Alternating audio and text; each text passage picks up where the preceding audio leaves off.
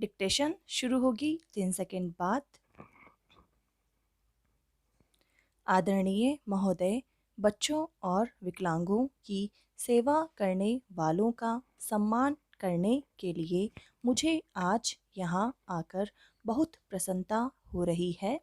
मैं पुरस्कार जीतने वालों को उनकी निस्वार्थ सेवा और लगन से बच्चों और विकलांगों के कल्याण के प्रति की गई कोशिशों के लिए अपनी ओर से हार्दिक बधाई देता हूँ।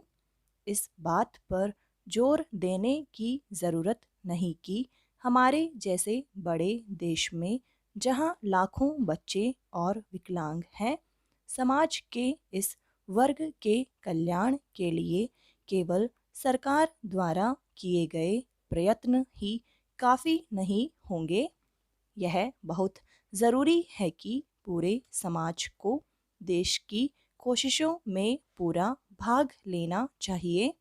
यह दान के तौर पर नहीं किया जाना चाहिए, बल्कि इसलिए कि यह हमारी जिम्मेदारी है कि आज के बच्चे अपनी शारीरिक कमजोरियों के बावजूद कल के जिम्मेदार नागरिक बन सकें। इस संबंध में स्वयंसेवी संस्थाओं द्वारा निष्ठापूर्वक किए जा रहे काम की सराहना करनी होगी। यह सभी जानते हैं कि हमारा देश बच्चों के कल्याण में पूरी दिलचस्पी ले रहा है। वास्तव में उनके कल्याण की जिम्मेदारी को हमारे संविधान में विशेष स्थान दिया गया है।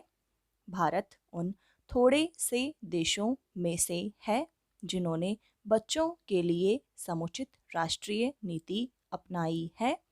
राष्ट्रीय नीति यह घोषणा करती है कि बच्चे हमारी सबसे महत्वपूर्ण संपदा है, जिनका पालन पोषण और विकास राष्ट्र की जिम्मेदारी है। इस नीति का उद्देश्य बच्चों की सेहत, पौष्टिक खुराक, शिक्षा और बच्चों के संपूर्ण विकास संबंधी सेवाओं के दायरे का विस्तार करते रहना है। ऐसी नीति बच्चों की गर्भावस्था तथा जन्मोपरांत के समय में पर्याप्त पौष्टिक आहार तथा स्वास्थ्य संबंधी देखभाल उपलब्ध करके बच्चों को विकलांग होने से बचाने में सहायता करता है। स्वयंसेवी संस्थाएं विकलांग बच्चों की सहायता के लिए जो काम कर रही हैं, वह सराहनीय तो है, परंतु आम तौर पर यह देखा गया है कि उनका कार्यक्षेत्र कुछ बड़े नगरों तथा शहरी इलाकों तक सीमित होता है और अधिकतर ग्रामीण जनता तक कोई सहायता नहीं पहुंच पाती है। यह आश्चर्य की बात है कि विकलांगों की समस्याएं उनकी अपनी शारीरिक कमजोरियों से पैदा नहीं होती, जितनी विकलांगों के प्रति समाज के रवैये से होती हैं। उनकी मानसिक या शारीरिक कमी से कहीं ज़्यादा उनके प्रति पक्षपात की भावना उन्हें साधारण जीवन जीने में बाधा डालती है। इसलिए समाज और जाति द्वारा विकलांगता के खिलाफ किए जा रहे संघर्ष में पहला कदम यह है कि परिवार में विकलांगों को सामाजिक और भावनात्मक स्नेह प्राप्त हो। मुझे आशा है कि स्वयंसेवी संस्थाएं समाज के इन वर्गों की शारीरिक और आर्थिक सहायता के साथ साथ सामाजिक पक्षपातों को समाप्त करने के लिए भी काम कर रही हैं।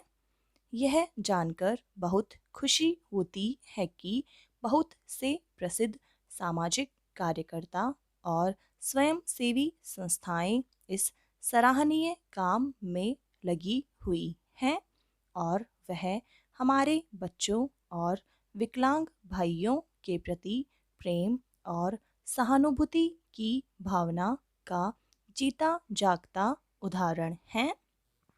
आदरणीय महोदय, मैं उम्मीद करता हूँ कि ये राष्ट्रीय पुरस्कार दूसरे लोगों को भी उनका अनुकरण करने की प्रेरणा देंगे तथा हमारे और अधिक देशवासी बच्चों और विकलांगों की सहायता के लिए आएंगे। बच्चों तथा विकलांगों और अपंगों के पालन पोषण की जिम्मेवारी वास्तव में खुद माँ बाप के कंधों पर होती है, परंतु कभी कभी और कहीं कहीं ऐसा भी देखने में आता है कि माँ बाप अपने फर्ज को नहीं समझते और अपने बच्चों की उपेक्षा करते हैं। तो ऐसा गलत काम करने वालों को सजा देने का कोई कानून नहीं है। मैं महसूस करता हूँ कि हमें समाज में ऐसी नैतिक शक्ति का विकास करना चाहिए जिससे माँ बाप अपने बच्चों के प्रति उचित व्यवहार करें। अगर माँ बाप ही अपने कर्तव्य का पालन करना छोड़ देंगे तो बच्चों को माता पिता का प्यार कहाँ से मिलेगा।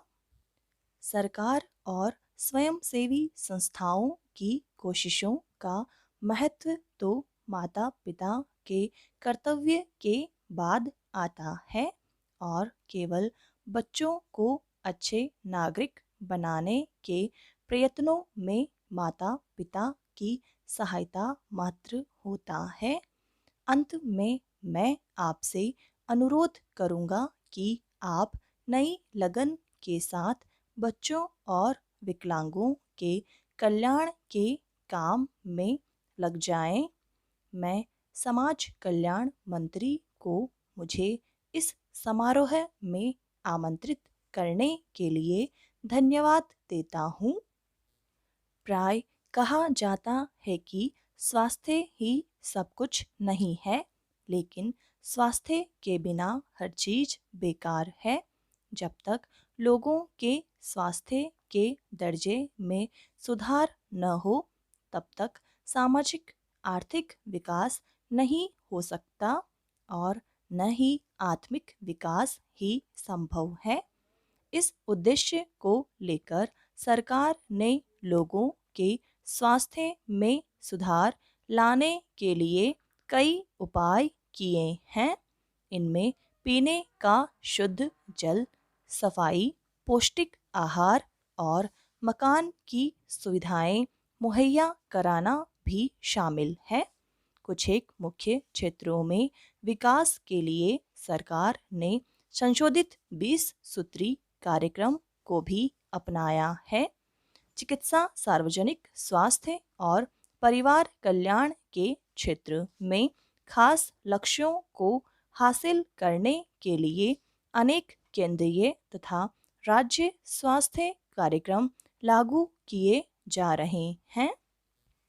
इसमें संदेह नहीं कि इस जैसे संस्थान लोगों के स्वास्थ्य को बेहतर बनाने के उद्देश्य को प्राप्त करने में सरकारी एजेंसियों की बहुत मदद कर सकते हैं। अपनी बात पूरी करने से पहले मैं तपेदिक के प्रश्न पर आपका ध्यान दिलाना चाहूँगा। यह माना जाता है कि हमारे देश में लगभग 10 करोड़ लोग तपेदिक से पीड़ित हैं। सरकार ने 20 सूत्री कार्यक्रम में इस बीमारी को शामिल किया है और वह इस पर काबू पाने के लिए कई उपाय कर रही है, क्योंकि यह बीमारी दमा और फेफड़ों के कैंसर जैसी बीमारियों के अधिक नज़दीक है। इसलिए इस प्रतिष्ठान को तपेदिक पर काबू पाने और इसे खत्म करने के उपायों पर ध्यान देना चाहिए। मैं उम्मीद करता हूँ कि इमारत तैयार हो जाने पर यह प्रतिष्ठान ज़रूरतमंद लोगों की अधिक से अधिक सहायता कर सकेगा और उन लोगों की सेवा कर सकेगा जो यहाँ सहायता और राहत के लिए आएंगे। समाप्त।